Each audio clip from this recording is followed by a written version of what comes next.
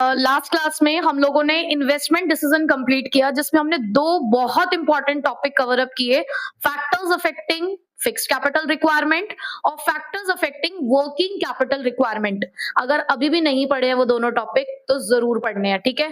बहुत important topics हैं दोनों ही from the examination point of view. अब हम सेकंड अपना स्टार्ट करने जा रहे हैं, सेकंड टाइप ऑफ डिसीजन। हमने ये पढ़ लिया है कि फाइनेंशियल मैनेजमेंट के अंदर हम लोग तीन तरीके के डिसीजन लेते हैं, इन्वेस्टमेंट, फाइनेंसिंग और डिविडेंड डिसीजन, जिसमें इन्वेस्टमेंट डिसीजन हमने कवर अप कर लिया। अब सेकंड डिसीजन है हमारे पास फाइनेंसिंग डिसीजन। इन्वेस्टमेंट डिसीजन तो ये बताते हैं कि आपके पास जो पैसा है आप उस पैसे को अलग अलग एसेट्स में किस तरीके से इन्वेस्ट करोगे, चाहे वो लॉन्ग टर्म एसेट्स थे चाहे वो शॉर्ट टर्म एसेट्स थे, बट वो पैसा कहां से आ रहा है आपके पास, तो फाइनेंसिंग डिसीजन आपको यही बताएगा। Financing decision is about the quantum of finance. Quantum का मतलब क्या होता है, क्वांटिटी, कि आप कितना finance to be raise from the various long term sources. देखो पैसे लेने के हमारे पास बहुत सारे रास्ते हैं, कुछ लॉन्ग टर्म सोर्सेज हैं तो कुछ शॉर्ट टर्म सोर्सेज हैं। देखो शॉर्ट टर्म सोर्सेज ना बेसिकली एक साल के लिए होते हैं, ये तो हम सभी को पता है, प्लस वो ना ट्रेड करने के लिए सिर्फ जरूरी होते हैं, जैसे कि हमारे बिल्स पेबल, हमारे क्रेडिटर, हमारे आउटस्टैंडिंग एक्सपेंसेस, तो उनकी रेंज सिर्फ यहीं तक रह जाती है। बट एक्चुअल में अपने बिजनेस को चलाने के लिए हमें शॉर्ट टर्म के साथ साथ लॉन्ग टर्म सोर्सेज भी चाहिए होते हैं, यानी कि लंबे समय के लिए भी हमें पैसा चाहिए होता है बिजनेस के अंदर। तो जब भी आप फाइनेंसिंग डिसीजन की बात करोगे तो वहां पर आप कौन से वाले सोर्सेज की बात कर रहे हो, लॉन्ग टर्म सोर्सेज, कि हमारी कंपनी, हमारा बिजनेस लॉन्ग टर्म सोर्सेज से कितना फंड रेज करेगा, वो फाइनेंसिंग डिसीजन बताएगा, ठीक। और लॉन्ग टर्म सोर्सेज के सिर्फ दो ही रास्ते हैं हमारे पास, एक को हम बोलते हैं ऑनर्स फंड और दूसरे को बोलते हैं हम बोरोड फंड। ऑनर्स फंड मतलब वो पैसा जो हमारा खुद का है बेसिकली। ऑनर्स फंड यानी कि मालिक का पैसा कहते हो ना, शेयर होल्डर्स फंड, आपको पता है ना कंपनीज में शेयर होल्डर्स होते हैं, शेयर्स होते हैं। शेयर का मतलब क्या होता है, एक हिस्सा। अगर आप किसी कंपनी में अपनी हिस्सेदारी चाहते हो तो आप क्या करते हो, उस कंपनी के क्या खरीद लेते हो, शेयर्स। आप उस कंपनी के शेयर्स खरीद लेते हो और जितने आप शेयर्स खरीदते हो आप उतने से उस कंपनी का मालिकाना अधिकार लेते हो, तो इसीलिए इसको क्या बोला जाता है, ऑनर्स फंड। और जब भी मैं ऑनर्स फंड की बात करूंगी दैट मीन्स मैं बात कर रही हूँ इक्विटी की, और इक्विटी के साथ साथ वही रिटेन्ड अर्निंग भी होती है। रिटेन्ड अर्निंग मतलब जो पैसा आप बचाते हो। बोरोड फंड क्या है, बोरोड फंड है उधारी, पैसा उधार लिया है जिसको हम क्या कहते हैं, डेट, कर्जा। ये हमारा पैसा है, ये बाहर वालों का पैसा है, तो ये दो रास्ते हैं जहां से आप फंड रेज कर सकते हो। अब कंपनी के पास ये ऑप्शन है कि क्या वो सारा का सारा पैसा इक्विटी से रेज करे या सारा का पैसा बाहर वालों का रेज करे। देखो सारा का सारा पैसा खुद का रेज करना तो पॉसिबल है कि हाँ आप अगर 100% इक्विटी पे जाते हो ना तो this is possible, but 100% debt लेना इज नॉट पॉसिबल। तो यहाँ पर हम लोग एक ऑप्शन भी यूज करते हैं कि क्यों ना दोनों का कॉम्बिनेशन यूज किया जाए। भाई हम डेट और इक्विटी दोनों ले लेते हैं। हमें अपने बिजनेस में सपोज करो 50 लाख रुपए की जरूरत है, तो ऐसा करते हैं 30 लाख रुपए की इक्विटी रख लेते हैं, 20 लाख रुपए का डेट रख लेते हैं। बट 30 लाख की इक्विटी 20 लाख का डेट, ये कहने के लिए भी मुझे बहुत सारी कैलकुलेशन करनी पड़ेगी, मुझे बहुत सारे फैक्टर्स को सोचना पड़ेगा कि मुझे डेट ज्यादा रखना है या इक्विटी। तो फाइनेंसिंग डिसीजन आपको इसी चीज के बारे में बताएगा कि कब आपके लिए डेट लेना प्रेफरेबल है और कब आपके लिए इक्विटी लेना प्रेफरेबल है। सबसे पहले ऑनर्स फंड। ऑनर्स फंड जिसे आप शेयर होल्डर फंड कहते हो, इक्विटी कहते हो, तो हमें पहले इसको जानना होगा कि ये किस तरीके का फंड है। ये लेस रिस्की होता है, इसमें थोड़ा रिस्क कम है। क्यों? क्योंकि अगर आप इक्विटी से फंड रेज करते हो तो दो चीजें सामने निकल कर आती है कि आपने जिन शेयर होल्डर्स का पैसा लिया है उसे हम कैपिटल कह रहे हैं ना, शेयर कैपिटल कहते हैं। एक ना एक दिन आपको पैसा वापस करना होगा, भाई उसकी रीपेमेंट होगी। प्लस भाई जो बंदा अपना पैसा लगा रहा है बिजनेस के अंदर वो बदले में कोई रिटर्न चाहता है, तो शेयर्स के ऊपर जो रिटर्न दी जाती है उसको डिविडेंड कहते हैं। जैसे कि लोन के ऊपर इंटरेस्ट होता है, ऐसे शेयर्स के ऊपर डिविडेंड होता है। तो ये दो हमारे लिए ऑब्लिगेशंस अराइज होते हैं अगर हम फंड रेज करते हैं इक्विटी से। बट ये लेस रिस्की क्यों है? क्योंकि डिविडेंड सिर्फ तब दिया जाता है अगर कंपनी के पास प्रॉफिट होता है। तो कुछ सोचो ना, अपने लोगों को पैसा हम कब देते हैं? जो हमारे पास होता है तो। उसके अलावा अगर रीपेमेंट भी करनी है कैपिटल की तो वो भी करनी है at the time of winding up. Winding up मतलब जब आपकी कंपनी बंद होगी ना, उसमें भी बाहर की सारी उधारी को चुकाने के बाद अगर आपके पास पैसा बचेगा तो आपको पैसा वापस करना है। इसको हम परमानेंट कैपिटल भी कहते हैं क्योंकि ये हमेशा के लिए हमारे पास है, ठीक। नेक्स्ट, अब लेकिन इसके कंपैरिजन में ये ज्यादा रिस्की है। क्यों? क्योंकि जब हम डेट से फंड रेज करते हैं तो यहाँ भी दो बातें निकल कर आती हैं, यहाँ भी दो ऑब्लिगेशन है, क्या? Principal amount. भाई जो आपने अगर 10 लाख रुपए का उधार लिया तो 10 लाख रुपए आपका प्रिंसिपल अमाउंट है, प्लस आपको उसके ऊपर इंटरेस्ट भी पे करना पड़ेगा। अब देखो वो बाहर वाला है, बाहर वाले लोग तो सेल्फिश होते हैं। अब आपने जितने टाइम पीरियड के लिए पैसा उधार लिया होगा, सपोज 5 साल के लिए लिया, 10 साल के लिए लिया, तो उतने टाइम पीरियड के बाद आपको वो पैसा वापस करना ही पड़ेगा, चाहे आपके पास हो या ना हो, आपको करना पड़ेगा, कहीं से ही पैसा लेकर आना पड़ेगा। और इंटरेस्ट भी, चाहे आपको प्रॉफिट हो चाहे लॉस हो, आपको इंटरेस्ट भी भरना पड़ेगा। तो कहाँ रिस्क ज्यादा है? डेट में ना। तो अगर मैं रिस्क फैक्टर को देखूं तो इक्विटी लेस रिस्की है लेकिन डेट मोर रिस्की है। लेकिन इसका एक हमारे पास डिसएडवांटेज है, जैसे यहाँ पे इसका एक एडवांटेज मिल गया, अब इसका लेकिन एक डिसएडवांटेज भी क्या है, ये थोड़े से एक्सपेंसिव होते हैं। एक्सपेंसिव क्यों होते हैं? पहली बात तो जब आप शेयर्स इशू करते हो ना, अब आप इश्यू ऑफ शेयर कैपिटल एक चैप्टर है, वो पढ़ोगे अकाउंट्स में, हो सकता है पढ़ चुके हो, तो उसमें आप देखोगे कि क्या क्या करना होता है। हमें प्रोस्पेक्टस भी इशू करना होता है, हमें बैंकर्स रखने होते हैं, अंडरराइटर्स रखने होते हैं, तो बहुत खर्चा होता है शेयर्स इशू करने के लिए। तो इसकी जो फ्लोटेशन कॉस्ट है, फ्लोटेशन कॉस्ट का मतलब होता है the cost of raising fund. किसी भी पैसे को लेने के लिए जो उससे पहले पैसा खर्च करना पड़ रहा है, जो पहले मेहनत करनी पड़ रही है, उसे फ्लोटेशन कॉस्ट कहते हैं। ठीक है, तो इसकी जो कॉस्ट ऑफ रेजिंग फंड है वो बहुत ज्यादा होती है as compare to the debt. Debt में क्या है, फाइल चार्ज भर दिए, जो नॉर्मल फॉर्मेलिटीज है वो पूरी कर दी, डॉक्यूमेंटेशन पूरे कर दिया, आपको डेट उधारी मिल जाती है। किसी एक बैंक से लोन ही लेना है, आपको अपनी स्टेटमेंट जारी करनी है, उनके जो डॉक्यूमेंट्स है, फॉर्मेलिटीज है, कुछ फाइल चार्ज वो लेते हैं, वो आपने दे दिया, हो गया आपका काम। ठीक, बट ये आपके लिए थोड़ा सा एक्सपेंसिव होता है। और एक और रीजन भी है कि पता है डिविडेंड कब दिया जाता है, जब आप टैक्स पे कर चुके होते हो। सपोज करो कि मेरे पास जो प्रॉफिट बचा है ना सारे खर्चों को करने के बाद, वो 1 लाख रुपए है। ठीक है, अब अगर मुझे 1 लाख में से 10,000 रुपए का टैक्स पे करना है, तो मेरे पास प्रॉफिट कितना बचा? 90,000। ठीक है, तो 90,000 में से डिविडेंड पे किया जाएगा, 90,000 में से। लेकिन वहीं पे अगर मैं इंटरेस्ट और डेट की बात करूं ना, तो वो टैक्स पे करने से पहले पे किया जाता है। तो उससे क्या होता है, जितना कम आपका प्रॉफिट होगा उतनी कम आपकी टैक्स लाइबिलिटी होगी ना। मैंने कहा कि मैंने 20,000 रुपए का इंटरेस्ट माइनस कर दिया है, तो 80,000 का प्रॉफिट बचा। अब मैं 80,000 में से माइनस करूंगी अपना टैक्स, तो वहीं पे देखो टैक्स क्या होता है, प्रॉफिट का कुछ परसेंटेज होता है। अगर वहां पे 1 लाख का 10%, 10,000 टैक्स था, तो यहाँ पे अब 80,000 का 10%, 8,000 ही टैक्स बना ना। ये फायदा मुझे क्यों मिला? क्योंकि मैंने इंटरेस्ट माइनस कर दिया था। तो इसीलिए जो हमारा बोरोड फंड है उसे चीपेस्ट सोर्स ऑफ फाइनेंस बोला जाता है, क्योंकि ये एक टैक्स डिडक्टेबल एक्सपेंस है, इससे हमारी टैक्स की लाइबिलिटी कम हो जाती है। बट ऐसी कोई सेविंग हमें इक्विटी से नहीं मिल पाती है। ठीक है, तो ओवरऑल कंक्लूजन इज कि दो रास्ते हैं पैसे लेने के। लॉन्ग टर्म पर्पस के लिए अगर आप पैसा ले रहे हो, अगर आप लॉन्ग टर्म सोर्सेस को देख रहे हो, तो दो ही तरीके हैं, इक्विटी और डेट। अगर आप इक्विटी कंसिडर करते हो तो ये लेस रिस्की है बट एक्सपेंसिव है। बट वहीं पे अगर बोरोड फंड की बात करूं तो ये मोर रिस्की है बट चीपेस्ट है। ठीक है, अब इन्हीं चीजों को माइंड में रखते हुए हमें पढ़ना है फैक्टर्स अफेक्टिंग फाइनेंसिंग डिसीजन। ठीक है, आप अगर लॉन्ग टर्म सोर्सेस से फंड रेज कर रहे हो तो आपके पास दो ही तरीके हैं, या तो आप ऑनर्स फंड की तरफ जाते हो या फिर आप बोरोड फंड की तरफ जाओगे। तो मैंने ऑनर्स फंड के लिए कहा कि नाम याद रखना इक्विटी, और बोरोड फंड के लिए नाम याद रखना है डेट। तो कब कौन सा सोर्स काम आएगा हमारे फंड रेज करने के लिए, या मैं कहूं कि कब कौन से सोर्स से ज्यादा पैसा लेना है और कौन से सोर्स से कम पैसा लेना है, तो उस चीज का डिसीजन लेने के लिए हम फाइनेंसिंग डिसीजन लेते हैं। तो इसी फाइनेंसिंग डिसीजन को अफेक्ट करने के हमारे पास कुछ फैक्टर्स हैं, टोटल 7 फैक्टर्स होते हैं, जिसमें से 4 फैक्टर्स आपको अभी दिख रहे हैं। तो फर्स्ट फैक्टर है हमारा कॉस्ट, सेकंड है रिस्क, थर्ड है फ्लोटेशन कॉस्ट, और फोर्थ है कैश फ्लो पोजीशन। पहले इन चारों को समझते हैं। सबसे पहला जो आपका फैक्टर है कॉस्ट। अब जब भी बात होती है ना कॉस्ट की, तो सब लोग कॉस्ट को लेकर चलते हैं किस साइड से। आपसे अगर मैं पूछूं कि यहाँ पे कॉस्ट का मतलब क्या है, तो आप क्या कहोगे कि कॉस्ट क्या है यहाँ पे? कि आप ये कह रहे हो कि यहाँ पे कॉस्ट का मतलब क्या होता है कि वो पैसा हमें कितने में मिला, है ना। बट यहाँ कॉस्ट का मतलब वो नहीं है। यहाँ पे कॉस्ट का मतलब किस चीज से है कि आप किसी से पैसा जब उधार लेते हो तो आपको बदले में उसे कुछ देना भी पड़ता है।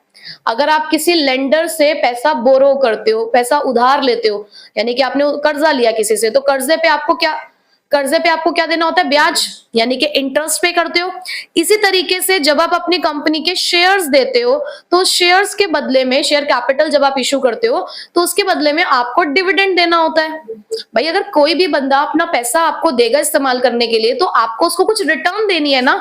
तो यहां पर कॉस्ट से मतलब यही है, the cost of expected return, कि जो पर्सन आपको पैसा दे रहा है ना इस्तेमाल करने के लिए, उसकी कुछ एक्सपेक्टेशंस हैं आपसे, चाहे वो एक शेयर होल्डर है चाहे वो एक लेंडर है। भाई शेयर होल्डर को अपने डिविडेंड का परसेंटेज जानना है, लेंडर को रेट ऑफ इंटरेस्ट जानना है। फॉर एग्जांपल कि अगर आप शेयर कैपिटल इशू करते हो, ठीक है, तो आपने शेयर होल्डर्स ने आपसे डिमांड करी, या आप कहते हो कि हम ना डिविडेंड 15% पे देते हैं, जितनी भी शेयर कैपिटल होगी उसका 15% हम डिविडेंड देते हैं। और अगर आपने पैसा बोरो किया, यानी कि आपने डेट लिया, तो उस डेट को आपको कितना रेट ऑफ इंटरेस्ट के साथ भरना है? 10% के हिसाब से। अब आप मुझे बताइए कि आप दोनों में से कौन से सोर्स की तरफ जाएंगे? ये है कॉस्ट।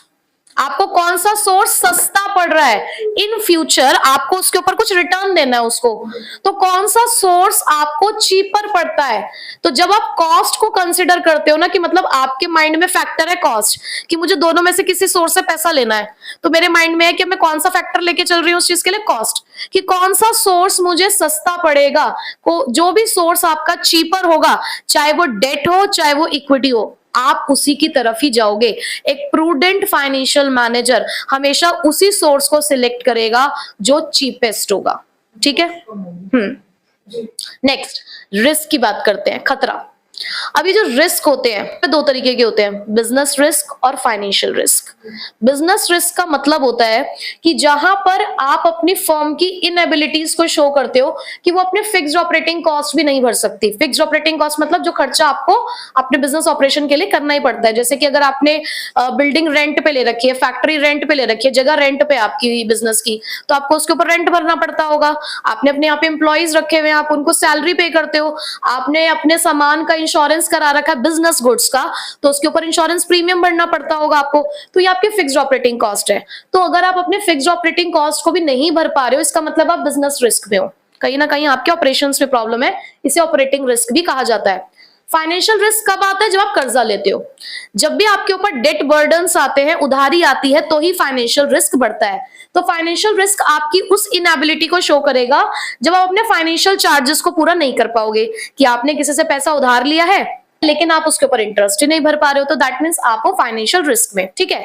किसी भी कंपनी का जो रिस्क है, किसी भी बिजनेस का जो रिस्क है, इन दोनों को मिलाकर ही बनता है, बिजनेस रिस्क और फाइनेंशियल रिस्क। अगर दोनों ही रिस्क एक साथ बढ़ेंगे ना, तो फर्म के डूबने के चांसेस है। ठीक है। तो आपको इनके बीच में एक क्या बैलेंस बनाना होता है। अगर आपको लगता है कि आपके बिजनेस का, आपके कंपनी का बिजनेस रिस्क ज्यादा है, आपको लग रहा है बिजनेस रिस्क हाई है, तो आप फाइनेंशियल रिस्क को रिड्यूस करने की कोशिश करो। तो ऐसे में डेट की तरफ मत जाओ, आप पैसा कहां से लो? इक्विटी से लो। ठीक है। बट अगर आपको लगता है कि बिजनेस रिस्क कम है, तो आप फाइनेंशियल रिस्क लेने की एबिलिटी रखते हो, मतलब आप इस पोजीशन में हो कि ठीक है फाइनेंशियल रिस्क को हम बियर कर पाएंगे, तो ऐसे में आप रिजॉर्ट कर सकते हो, ऐसे में आप रिजॉर्ट कर सकते हो डेट की तरफ। ठीक है। तो यहां पर ना ये एक तरीके का ओपिनियन है कि अगर आप रिस्क को कंसिडर कर रहे हो, तो बिजनेस रिस्क अगर ज्यादा दिख रहा है तो फाइनेंशियल रिस्क को कम करने के लिए इक्विटी से पैसा ले लो उस टाइम पे। बट अगर बिजनेस रिस्क कम दिख रहा है तो फाइनेंशियल रिस्क थोड़ा सा ले सकते हो और डेट की तरफ जा सकते हो। ठीक है। Third point, flotation cost. Flotation cost का मतलब क्या होता है? The cost of raising fund. आप कोई चीज हासिल करना चाहते हो, उस चीज को हासिल करने के लिए पहले कुछ कष्ट, कुछ पैसा भरना पड़ता है। को मूवी टिकट्स खरीदनी पड़ेंगी, बाइक में पेट्रोल भी डलवाना पड़ेगा घुमाने के लिए, तो गिफ्ट्स भी देने पड़ेंगे महंगे महंगे, कभी बर्थडे पे, तो कभी जो तुम्हारी महीने वाली एनिवर्सरी होगी उस पे। ऐसे में यानी कि अगर आपको यहाँ पर लॉन्ग टर्म सोर्सेस से कई बार अगर फंड रेस करना है, भाई आपको 10 करोड़ रुपए चाहिए, अब उस 10 करोड़ रुपए को लेने के लिए पहले कुछ तो खर्चा करना पड़ेगा ना। आपको 1 लाख 2 लाख 3 लाख खर्च करने पड़ रहे हैं, तो वो है उसकी फ्लोटेशन कॉस्ट। ठीक है। तो फ्लोटेशन कॉस्ट कैसी हो सकती है? जैसे शेयर्स के ऊपर अंडर राइटर्स कमीशन होती है, कुछ स्टैम्प ड्यूटीज वगैरह भी हो सकती है, प्रोस्पेक्टस इशू करते हैं उसका भी खर्चा होता है। ठीक है। तो ऐसे बहुत सारे खर्चे होते हैं, बहुत सारे खर्चे होते हैं। तो आपको ये चेक करना है कि कहां पर जो फ्लोटेशन कॉस्ट कॉस्ट है वो लोअर है। अगर आपको लगता है कि डेट की फ्लोटेशन कॉस्ट कम आ रही है तो आप डेट की तरफ जाओगे। अगर आपको लगता है कि इक्विटी की फ्लोटेशन कॉस्ट कम आती है तो आप इक्विटी की तरफ जाओगे। वैसे जनरली इक्विटी एक्सपेंसिव माना जाता है as compare to the debt, उसमें जो फ्लोटेशन कॉस्ट होती है वो ज्यादा ही होती है। कैश फ्लो पोजीशन की अगर हम बात करें तो देखो, पहले आप ये जानो कि आपको कैश किस पर्पस के लिए चाहिए। अगर मैं बात करूं तो तीन चीजों के लिए आपको बेसिकली अपने बिजनेस में कैश चाहिए। सबसे पहला तो यार अपने डे टू डे बिजनेस को रन करने के लिए। दूसरा, अगर आपने कहीं से पैसा उधार ले रखा है तो एक ना एक दिन वापस करना है, तो आपको इस चीज की भी श्योरिटी रखनी होगी कि क्या आप उस पैसे को वापस कर पाओगे, तो आपको उसके लिए कैश चाहिए। आपने जो उधार ले रखा होगा उसके ऊपर इंटरेस्ट भी भरते होगे तो आपको उस चीज के लिए पैसा चाहिए। अगर मैं इसके अंदर एक और ऐड ऑन करना चाहूं तो मैं कर सकती हूं कि समटाइम्स फिक्स्ड एसेट्स को परचेज करने के लिए भी पैसा चाहिए होता है, ठीक है। बट वही फिक्स्ड एसेट्स को हम रोज रोज परचेज नहीं करते हैं, तो इसलिए मैंने उसको इसमें कंबाइन नहीं किया था, बट फिर भी आप याद रखने के लिए इसको लिख सकते हो। तो अब यहां पर आपको ये देखना है कि अगर आप डेट की तरफ जाते हो ना, डेट अगेन आपके ऊपर दो बर्डन रखता है। भाई आप पहले ये देखो कि आपको इन चारों चीजों के लिए तो पैसा आपके पास होना ही चाहिए, है ना। उसके अलावा अगर आप चाहते हो कि चलो यार पैसा और लेना है तो क्या हम डेट लें, तो डेट का मतलब है अगेन दो बर्डन अपने कंधों पर ले लेना कि एक तो आपको इंटरेस्ट भरना पड़ेगा जब तक आप उस पैसे को इस्तेमाल करोगे, प्लस एक टाइम बाद आपको पैसा वापस करना भी है, तो अगेन आपको कैश की जरूरत पड़ने वाली है। आपकी जेब में अभी भी पैसा नहीं है, ऊपर से तुमने एक ऐसा डिसीजन ले लिया जिसने और तुम्हारे ऊपर बर्डन डाल दिया है, तो क्या डेट लेना फायदेमंद होगा ऐसे में? नहीं। तो आप ये देखो कि अगर आपके पास इनफ कैश नहीं है ना, तो आपके लिए डेट लेना फायदेमंद नहीं है। इन दैट केस आपको इक्विटी से फंड ज्यादा जनरेट करना चाहिए। बट वहीं पे अगर आपको लगता है कि यार नहीं, हमारी जेब में अच्छा खासा पैसा है, हमारे पास कैश का इनफ्लोज होते रहते हैं, जब हमें चाहिए हमारे पास जो पैसा है, ठीक है अभी हमें पैसों की जरूरत है, लेकिन हम ऐसे प्रोजेक्ट्स में हैं जहां से जो इनफ्लोज हैं वो अच्छे जनरेट हो जाते हैं, ऐसी कोई दिक्कत वाली बात नहीं आएगी फ्यूचर में, तो आप फिर डेट की तरफ जा सकते हो, आप ज्यादा डेट ले सकते हो, ठीक है। तो अगर जेब में अच्छा पैसा है तो डेट ज्यादा लो, जेब में अच्छा पैसा नहीं है तो इक्विटी से फंड रेज करो। बात समझ आ गई चारों में? पहले में हमने क्या कहा कि जो चीपेस्ट सोर्स होगा, चाहे वो डेट हो चाहे इक्विटी हो, हम वहां से फंड रेज करेंगे। रिस्क की मैं बात करूं तो दोनों रिस्क को कंसिडर करना है, बिजनेस रिस्क और फाइनेंशियल रिस्क। अगर बिजनेस रिस्क ज्यादा है तो इक्विटी लो, अगर आपका बिजनेस रिस्क कम है तो डेट की तरफ जा सकते हो। उसके अलावा फ्लोटेशन कॉस्ट, कि आपको फंड को रेज करने के लिए कितना पैसा खर्च करना पड़ रहा है, तो जिसकी भी फ्लोटेशन कॉस्ट कम आएगी हम उस तरफ ही जाएंगे, चाहे वो डेट और इक्विटी हो। कैश फ्लो पोजीशन की बात करूं, अच्छा कैश जनरेट कर पा रहे हो, इनफ्लोज अच्छे आ रहे हैं तो डेट ज्यादा लो, इनफ्लोज अच्छे नहीं है तो इक्विटी की तरफ जाओ, ठीक है। हाँ जी, अब नेक्स्ट हमारे पास 3 पॉइंट्स कौन कौन से हैं? पहला है fixed operating cost, then control consideration और state of capital market. 5th point की अगर मैं बात करूं तो फिक्स्ड ऑपरेटिंग कॉस्ट। अभी हमने जब रिस्क पढ़ा तो हमने ये पढ़ा कि जो बिजनेस रिस्क होता है ना, वो इसी की वजह से अराइज होता है। बिजनेस रिस्क क्या है कि जब आप अपने फिक्स्ड ऑपरेटिंग कॉस्ट भी नहीं दे पा रहे हो, यानी कि आपकी इनएबिलिटीज है इसको पे करने के लिए, तो बिजनेस रिस्क आपका इंक्रीज होता है। तो फिक्स्ड ऑपरेटिंग कॉस्ट कौन कौन से थे? वही सैलरी, रेंट, यानी कि जो आपको पे करने ही पड़ते हैं, इंश्योरेंस प्रीमियम भी आप इसके अंदर एग्जांपल लिख सकते हो। तो अगर आपके बिजनेस के ऑलरेडी फिक्स्ड ऑपरेटिंग कॉस्ट ज्यादा है, वहां पे हमने क्या पढ़ा कि अगर बिजनेस रिस्क ज्यादा होता है तो फाइनेंशियल रिस्क कम लेना चाहिए, यानी कि डेट नहीं लेना चाहिए उस केस में। तो यहां पर आपको इसका आंसर समझ आ चुका होगा कि अगर ऑलरेडी आपके पास फिक्स्ड ऑपरेटिंग कॉस्ट हाई है, यानी कि ऑलरेडी इनडायरेक्टली अगर मैं कहूं तो आपका बिजनेस रिस्क ऑलरेडी हाई है, तो ऐसे में फाइनेंशियल रिस्क को कम करने के लिए हमें इक्विटी की तरफ जाना चाहिए।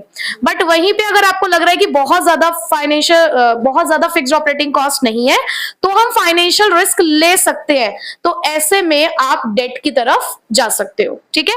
तो अगर फिक्स्ड ऑपरेटिंग कॉस्ट हाई है तो इक्विटी, और अगर लो है तो date. Next, control consideration.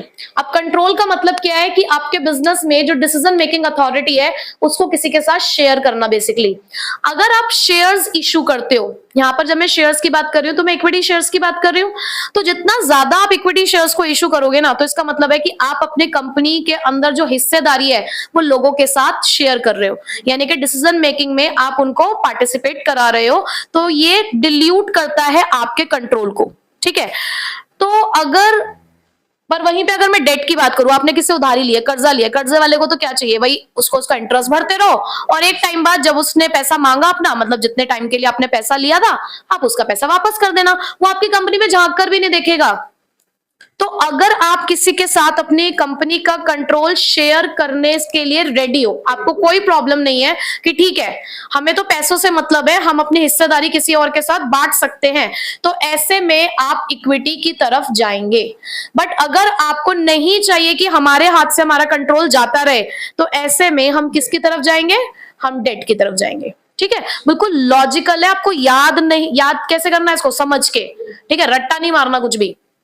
Next, state of capital market. Capital market के हालात कैसे हैं? कैपिटल मार्केट क्या होती है? एक ऐसी मार्केट जहां से आप फंड रेज करते हो, जैसे कि अगर मैं बैंक बोलूं, स्टॉक मार्केट बोलूं, तो ये सब हमारी कैपिटल मार्केट होती है। बहुत डिटेल में अगले चैप्टर में पढ़ेंगे कि कैपिटल मार्केट क्या होती है।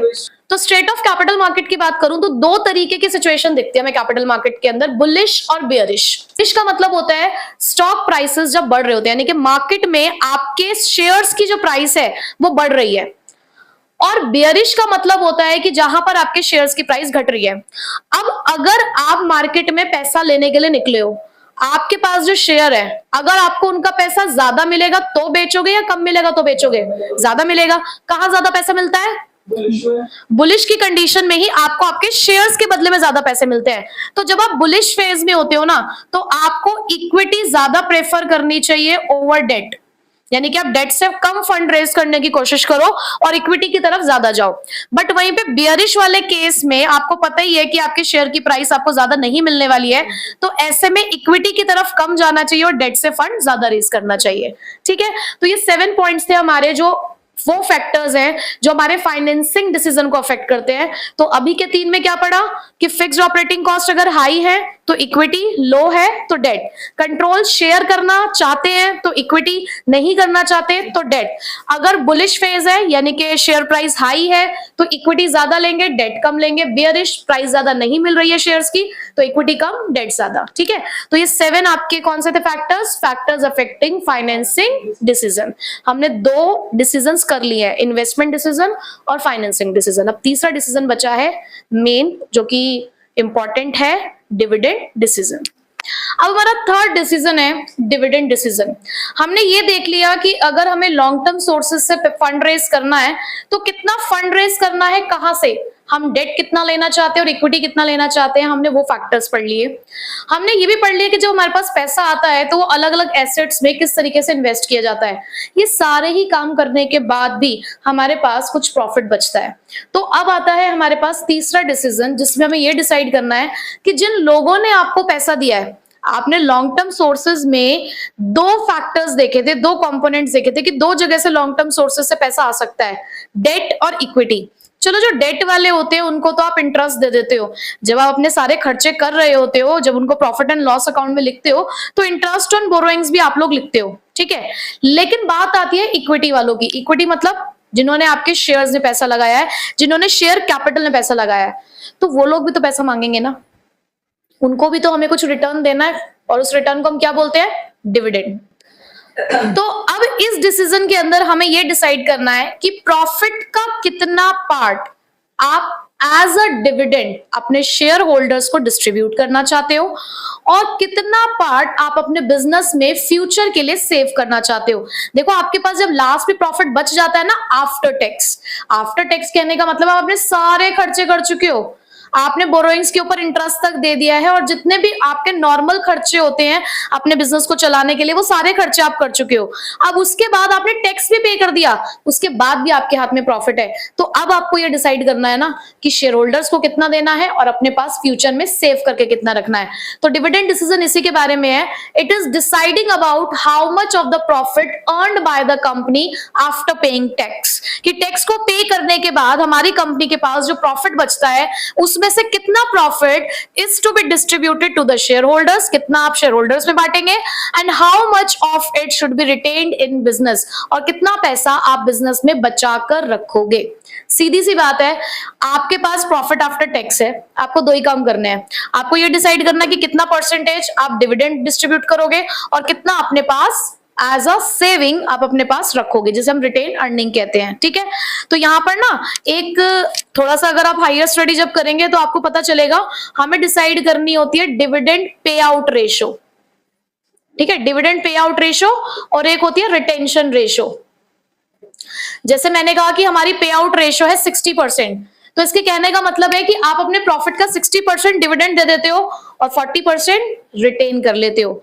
Dividend ratio, dividend pay out ratio plus retention ratio is equals to 100, दोनों का टोटल 100 के बराबर आता है। तो अगर मैं कह रही हूँ कि डिविडेंड पे आउट रेशो 60% है, तो रिटेंशन रेशो कितनी होगी, 40%। तो 1 लाख का अगर प्रॉफिट है तो आप 60,000 डिविडेंड दे देते हो, 40,000 आप सेव कर लेते हो, ठीक।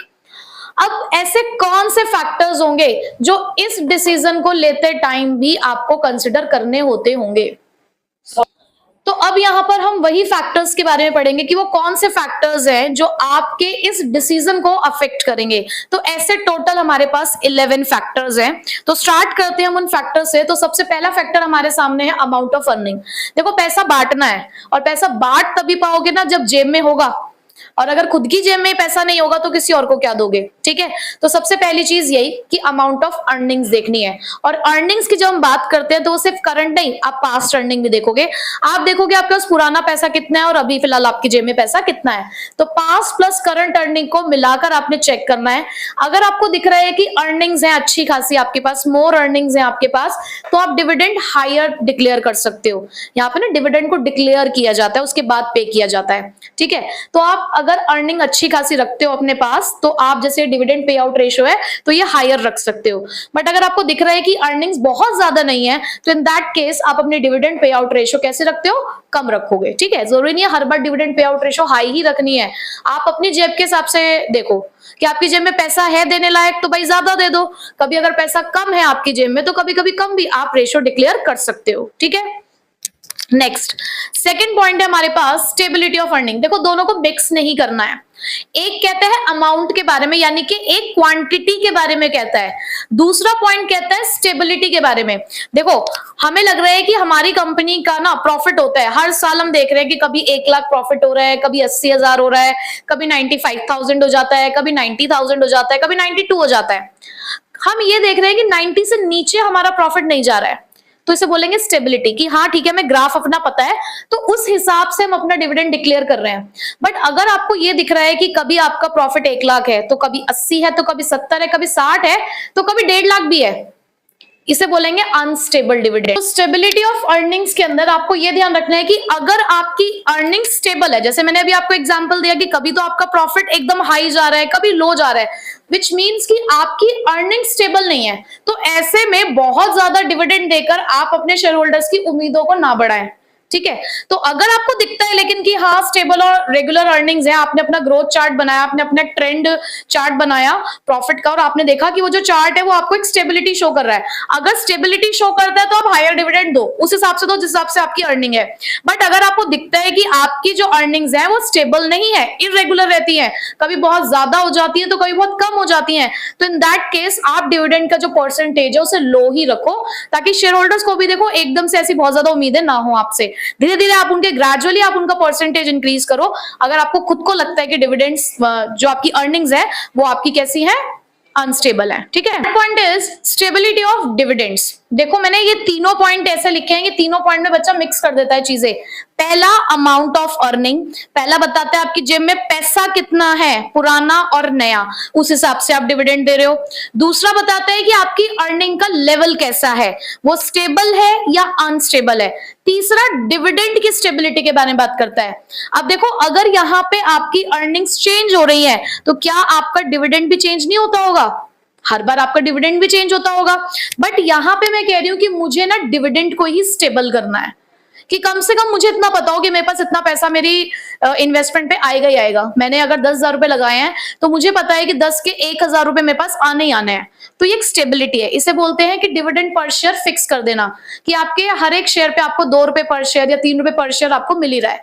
बट ऐसा कंपनी कब कर सकती है, जब कंपनी फॉलो करती है स्टेबलाइजिंग द डिविडेंड पॉलिसी, कि वो क्या करते हैं, एक ऐसी पॉलिसी को फॉलो करते हैं जहां पर डिविडेंड स्टेबल्स रहते हैं या वो फिक्स कर देते हैं डिविडेंड पर शेयर। लेकिन ये डिविडेंड पर शेयर फिक्स भी तभी किया जाता है जब कंपनी की अर्निंग्स में इंक्रीमेंट हो रहा हो। जब उसे दिख रहा है कि रेगुलर इंक्रीमेंट्स होते हैं तभी ये वाली पॉलिसी भी इस्तेमाल की जा सकती है। यानी कि जब हमारी कंपनी का अर्निंग पोटेंशियल हाई है तो आप कह सकते हो कि स्टेबल डिविडेंड पॉलिसी आप इस्तेमाल कर सकते हो। बट अगर आपको दिखता है कि अर्निंग पोटेंशियल इस टाइम पे बहुत ज्यादा हाई नहीं है तो इन दैट केस आपके डिविडेंड्स भी कैसे रहेंगे, अनस्टेबल रहेंगे। भाई जैसे आपका अर्निंग पोटेंशियल रहेगा उस हिसाब से आपके डिविडेंड्स रहेंगे। ठीक है, तीनों पॉइंट क्लियर हो गए। सो नेक्स्ट पॉइंट है हमारे पास ग्रोथ अपॉर्चुनिटीज। इसका मतलब क्या है कि सपोज इन फ्यूचर आप अपने बिजनेस को बढ़ाने जा रहे हो, डाइवर्सिफाई कर रहे हो, नई प्रोडक्ट लाइंस ऐड करने जा रहे हो या आप अपने नए नए ब्रांचेस ओपन करने जा रहे हो, तो आप मुझे बताइए पैसा आपको लगेगा ज्यादा या नहीं लगेगा? चाहिए होगी पैसों की जरूरत। तो ऐसे में क्या सही रहेगा, पैसा जेब में रखना या शेयर होल्डर्स को बांट देना? पैसा जेब में रखना। तो अगर आपके पास ग्रोथ अपॉर्चुनिटीज अवेलेबल है, आपको इन फ्यूचर पैसों की जरूरत है, तो उस टाइम पे डिविडेंड कम बांटो, पैसा बचाओ ज्यादा। बट अगर आपको लगता है कि ऐसी कोई भी ग्रोथ अपॉर्चुनिटीज अवेलेबल नहीं है तो कैसा डिविडेंड? Higher dividend. ठीक, नेक्स्ट कैश फ्लो पोजीशन। हम अभी प्रीवियस वाले टॉपिक में पढ़ के आए हैं कि हमें कैश फ्लोज की जरूरत होती है, पैसों की जरूरत होती है बिजनेस में। किस किस काम के लिए? डे टू डे बिजनेस को चलाना है, फिक्स एसेट्स खरीदने पड़ सकते हैं, कोई पैसा उधार ले रखा है तो वो वापस करना होता है, इंटरेस्ट की पेमेंट करनी होती है। तो अगर आपकी जेब में अच्छा खासा पैसा है तो ज्यादा डिविडेंड दे दो। अगर अच्छा खासा पैसा नहीं आ पा रहा है तो आपको कम ही डिविडेंड देना पड़ेगा। ठीक है, शेयर होल्डर्स प्रेफरेंस। हमारा शेयर होल्डर क्या कहता है? हमारे पास शेयर होल्डर्स की भी ना कैटेगरीज होती हैं। कुछ लोग इसलिए बिजनेस से पैसा लगाते हैं क्योंकि उनको एक रेगुलर इनकम चाहिए, वो चाहते हैं कि फिक्स इनकम उन्हें मिले। और कुछ लोग जस्ट उनके पास पैसा एक्स्ट्रा था, उन्होंने इन्वेस्ट कर दिया। तो अगर आपके शेयर होल्डर का प्रेफरेंस ऐसा है कि उनको रेगुलर और फिक्स इनकम चाहिए तो आपको फिक्स रेट ऑफ डिविडेंड देना है। बट अगर आप रिस्क टेकिंग या रिच शेयर होल्डर्स की कैटेगरी में आते हो, इसका मतलब कि अगर आपके डिविडेंड फ्लक्चुएट भी होते हैं तो आपको इससे कोई फर्क नहीं पड़ता, तो in that case fluctuating dividend policy इस्तेमाल की जाती है। ठीक है, नेक्स्ट है उसके बाद स्टॉक मार्केट का रिएक्शन। जो कंपनी ज्यादा डिविडेंड डिक्लेयर करती है उनका मार्केट में एक पॉजिटिव इंपैक्ट क्रिएट होता है कि ये वाली कंपनी ज्यादा डिविडेंड क्यों डिक्लेयर कर रही है, क्योंकि इसके जेब में अच्छा खासा पैसा होगा। तो अगर आप ऐसा पॉजिटिव इंपैक्ट चाहते हो हायर डिविडेंड्स दे सकते हो। बट अगर आपको इन सब चीजों से कोई फर्क नहीं पड़ता कि कोई बात नहीं, हमारी कैसी इमेज कैसी रेपुटेशन हो रही है, मेरे से कोई मतलब नहीं है, तो लोअर डिविडेंड यानी कि नेगेटिव इंपैक्ट कह सकते हो, क्योंकि देखो डिविडेंड कम करोगे तो मार्केट में रेपुटेशन डाउन होगी, तो लोअर डिविडेंड्स दे दो। Access to the capital market. जानते हैं ना आप कैपिटल मार्केट क्या होती है? अभी फिलहाल याद रखो शेयर मार्केट होती है, इन डिटेल हम पढ़ लेंगे नेक्स्ट चैप्टर में। तो कुछ कंपनीज ऐसी होती हैं जो शेयर मार्केट से या फिर बैंक वगैरह से या फाइनेंशियल इंस्टीट्यूशन से आसानी से पैसा उधार ले लेती हैं। ठीक है, लेकिन कुछ कंपनीज ऐसी होती है जिनको आसानी से पैसा नहीं मिल पाता है। तो अगर आपको कल को पैसे की जरूरत पड़ी, आपने अभी क्या करा, ज्यादा डिविडेंड बांट दिया, ज्यादा पैसा बांट दिया आपने, आपको कल को पैसों की जरूरत पड़ रही है, वो उन्होंने मना कर दिया कि पैसा नहीं देंगे, तो फिर होगी ना गड़बड़। तो अगर आपको लगता है कि इजीली आप कैपिटल मार्केट से पैसा ले सकते हो तो हायर डिविडेंड दे दो कि हाँ ठीक है मैं मिल जाएगा। बट अगर आपको लगता है कि आपको कल को पैसों की जरूरत पड़ी तो वहां से नहीं मिलेगा तो अभी कम डिविडेंड बांटो। ठीक, नेक्स्ट लीगल कंस्ट्रेंट। जब हम कंपनी चलाते हैं ना तो एक एक्ट को फॉलो करते हैं, कंपनीज एक्ट 2013, और हमें उसके कुछ प्रोविजंस को फॉलो करना होता है। तो कई बार ये जो कॉन्स्ट्रेंट्स हैं, ये जो रुकावटें हैं, ये अगर लिबरल है, लिबरल मतलब ये कंपनीज एक्ट 2013 ना हमें बहुत सारे रिजर्व्स बनाने के लिए भी कहता है कि अगर आपने डिबेंचर्स इशू करे हैं तो आपको एक डीआरआर बनाना होता है, डिबेंचर रिडेम्पशन रिजर्व। तो अगर इस तरीके के कोई कॉन्स्ट्रेंट्स हैं यानी कि इस तरीके की कोई रुकावटें हैं यानी कि रिजिड पॉलिसीज हैं तो डिविडेंड कम दो, क्योंकि आपका प्रॉफिट का कुछ हिस्सा आपने ऑलरेडी साइड में रख दिया है। बट अगर ऐसा लिबरल पॉलिसीज है, ऐसा कोई प्रोविजन ऐसे टफ वाले नहीं है, तो आप हायर डिविडेंड दे सकते हो। Contractual constraint. अब क्या हुआ कि आपने किसी फाइनेंशियल इंस्टीट्यूशन से लोन ले रखा है, अब उन्होंने क्या कह दिया कि आप अपने प्रॉफिट का 60% सेव करोगे यानी कि रिटेन करोगे, ऐसा उन्होंने अपने एग्रीमेंट में लिखवा दिया, यानी कि उन्होंने आपके सामने एक रिस्ट्रिक्शन रख दी। तो जब तक आप उनका लोन नहीं चुका देते तब तक आपको कम डिविडेंड देना पड़ेगा। बट अगर उन्होंने ऐसा किसी भी तरीके के कॉन्ट्रैक्चुअल कंस्ट्रेंट हमारे सामने नहीं रखी है, ऐसी कोई रुकावटें नहीं है, उन्हें कोई फर्क नहीं पड़ता हम डिविडेंड कितना पे करते हैं, तो आप अपने हिसाब से ज्यादा डिविडेंड भी पे कर सकते हो। ठीक, लास्ट पॉइंट टैक्सेशन पॉलिसी। देखो टैक्स ना बहुत तरीके की कंपनी पे करती है, एक तो होता है प्रॉफिट के ऊपर टैक्स, एक डिविडेंड के ऊपर भी टैक्स होता है। जो डिविडेंड के ऊपर टैक्स होता है ना वो शेयर होल्डर्स को नहीं भरना होता। तो रेट क्या चल रहा है, हाई चल रहा है, लो चल रहा है, शेयर होल्डर को क्या मतलब है? शेयर होल्डर तो हमेशा यही कहेगा कि हाई डिविडेंड्स पे करो, बट ये तो कंपनी के ऊपर बर्डन है ना, कंपनी को पे करना पड़ता है डिविडेंड डिस्ट्रीब्यूशन टैक्स। जब वो डिविडेंड बांटती है ना तो उसे उसके ऊपर भी टैक्स देना पड़ता है, इसे बोलते हैं डिविडेंड डिस्ट्रीब्यूशन। तो अगर ये डिविडेंड डिस्ट्रीब्यूशन टैक्स रेट अगर हाई है तो कंपनी के ऊपर बर्डन ज्यादा होगा ना, तो कंपनी ऐसे में डिविडेंड कैसा देगी, कम। बट अगर ये रेट हमारा लो है तो कंपनी हायर डिविडेंड्स भी दे सकती है, ठीक है। तो ये 11 फैक्टर्स थे, और मैं एक बात बोलूं, 80 to 100% चांसेस हैं इस टॉपिक के भी एग्जाम में पूछे जाने के। मैंने तीनों में से इस वाले टॉपिक को ज्यादा बोला है, इन्वेस्टमेंट में फिक्स्ड और वर्किंग को भी बोला है, बट वो बहुत इजी सा टॉपिक है, ये थोड़ा सा बच्चों को टिपिकल सा लगता है, और ये केस स्टडी में ही आएगा, वो तो डायरेक्ट आ जाता है, बट ये केस स्टडी में ही आएगा। 80 to 100% चांसेस हैं कि इस टॉपिक से क्वेश्चन आता ही आता है एग्जाम में, ठीक है। तो इसको बहुत अच्छे से प्रिपेयर करना है। और आज हमने अपने फाइनेंशियल डिसीजन के तीनों डिसीजन क्या कर लिए हैं, कंप्लीट, ठीक है।